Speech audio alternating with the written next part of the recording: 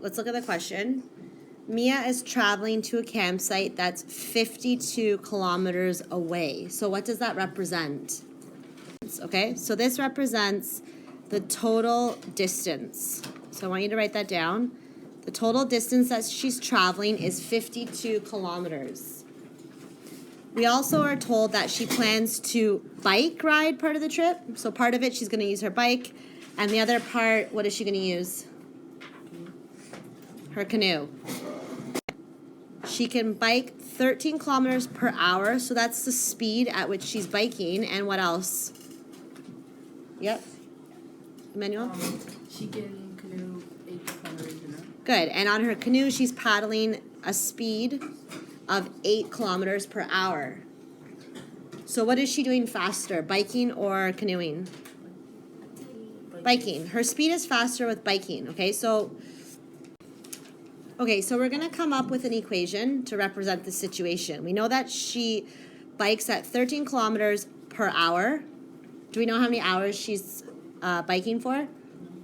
And she canoes at 8 kilometers per hour. Do we know how many hours she's spending doing that? Do we know how many hours, though? Do we know her total distance? Yes.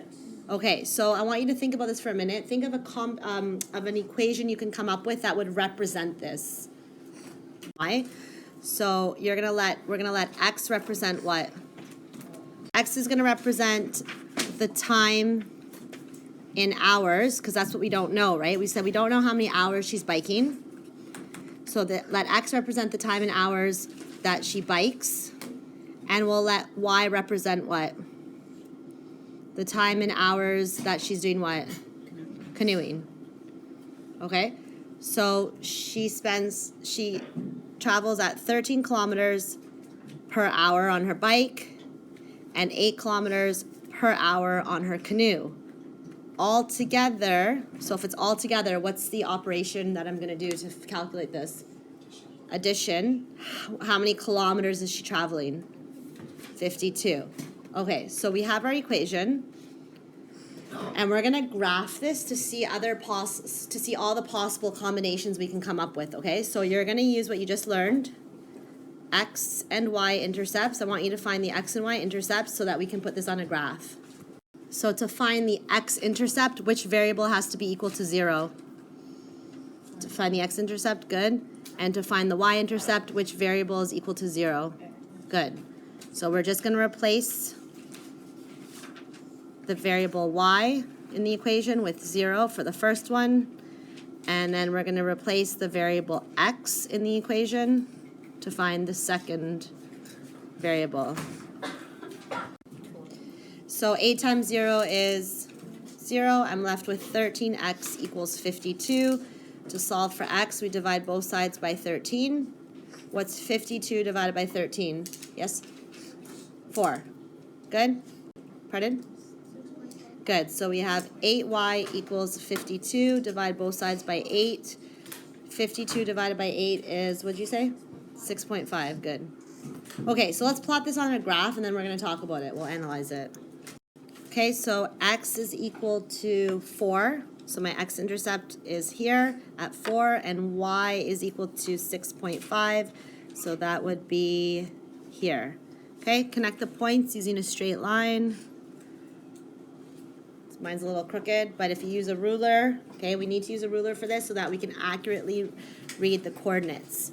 So what I want you to do right now is I want you to tell me 2 other coordinates on this line. What are the 2 points that we know for sure are on the line? 4, 0, and what? 6.5, oops, sorry, 0, 6.5, right? 0, 6.5. We know those are 2 coordinates, x, y, x, y. So that represents a possible combination. What was our x? What did we say that we let x represent? The time when what?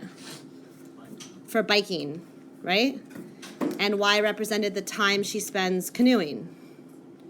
So if she is spending 4 hours biking, how many hours is she spending canoeing? 4 hours biking, how many hours canoeing? 0.